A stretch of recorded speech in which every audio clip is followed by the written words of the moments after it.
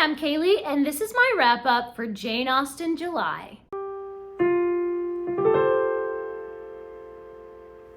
I enjoyed Jane Austen July so much this year, just like I do every year. I really loved watching other people's videos and tag videos and just people talking about what they're reading. So many fun Jane Austen things. Before we dive into all the fun Jane Austen reading that I was doing, I'm gonna reach back here to our Booktuber Shoutout book, and we're gonna shout out somebody randomly. Oh, I grabbed two. Whoops, okay. That happens sometimes. We're doing two. Our first Booktuber shout out is for Jasmine Reads, and the second one is Boho Bookworm. I will leave the link to both of their channels in the description. Be sure to go over and subscribe to them. And if you haven't already, please do subscribe to this channel and give this video a thumbs up if you had a great Jane Austen July. And don't forget to follow me on Storygraph and Goodreads and all the places. One of the challenges for Jane Austen July is to read one of Jane Austen's main 6 novels. And this year I reread Emma. It is my favorite of Jane Austen's novels.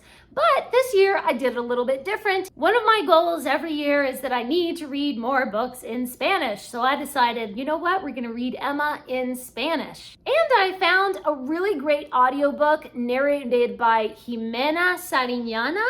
And I loved this particular translation, and I really loved the narrator, so I enjoyed this audiobook very much. I've already done a whole nother review video all about how much I loved this particular reread of Emma in a different language and reading it on audiobook instead of a physical book like I would normally do. So be sure to go over and check out that video if you want to hear more about my thoughts about Emma in Spanish.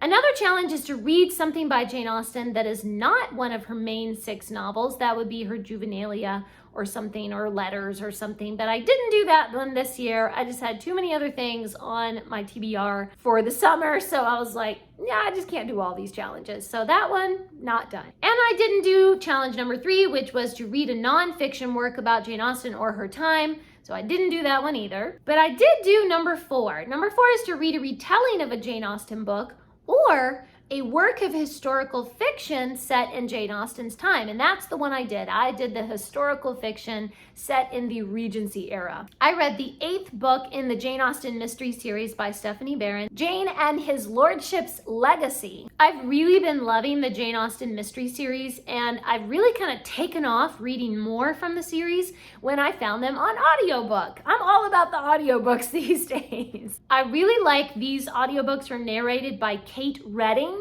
and she just has, I don't know, she just has the perfect voice for this style of story.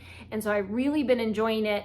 It's not often that I would say that I enjoy the audiobook more than reading it physically, but she just brings the story to life, and I've been enjoying it so much. In these Jane Austen mysteries, Jane Austen herself is the main character, and it does follow some of the historical actual things that happened to her, people that she knew, things that she said in her letters end up being part of the dialogue sometimes, and obviously like her family and places that she visited. All of that is kind of the outside structure of the story, but then she goes around solving murder mysteries.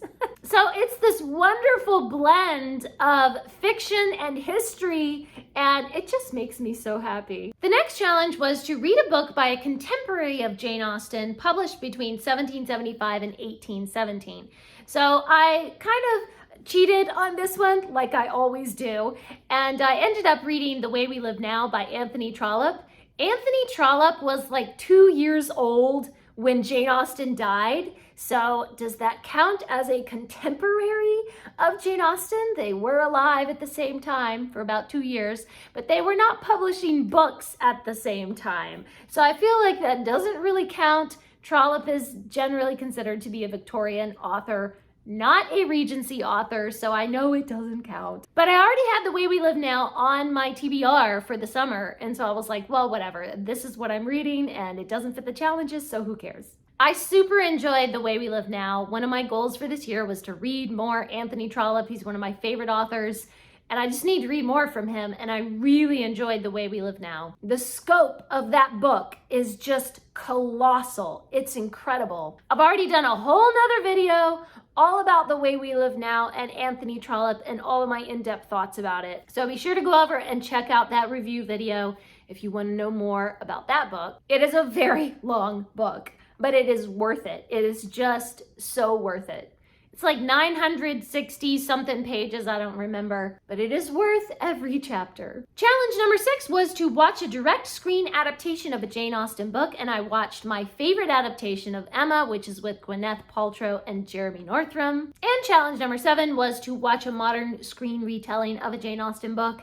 And every Jane Austen July, I do the exact same thing for this challenge, and I rewatch Clueless over and over and over every year for Jane Austen July. That's the one, it's Clueless. And I kind of got in that Jane Austen mood and I watched Miss Austen Regrets. I had already watched it previously years and years ago, but I didn't really remember a lot about it. So I went ahead and watched it again, and a lot of it is centered around Jane Austen's relationship with her niece. And her niece is trying to decide if she wants to marry this guy or not. And Jane is kind of trying to guide her and maybe influence her a little bit. But of course, things don't always go to plan in our lives. Things don't always quite end up the way we thought they would. I'm not sure that I really like this movie. I feel like it's kind of cynical and stuff. But it's definitely an interesting perspective on Jane Austen's life. I enjoyed it. It's fine. And that is everything that I read and watched and did for Jane Austen July. I did a couple of fun tag videos as well, so if you haven't already seen those, be sure to go over and see some of that Jane Austen fun. I enjoy this readathon so much every year. I just love seeing how the whole community comes together to just celebrate our love of Jane Austen. Leave me a comment and let me know, what is your favorite book of Jane Austen's? What is your favorite of her novels? Or let me know, which one did you read this month for Jane Austen July? What have you been reading? Thanks for watching. Please subscribe, and remember, the right book in the right hands at the right time can change the world.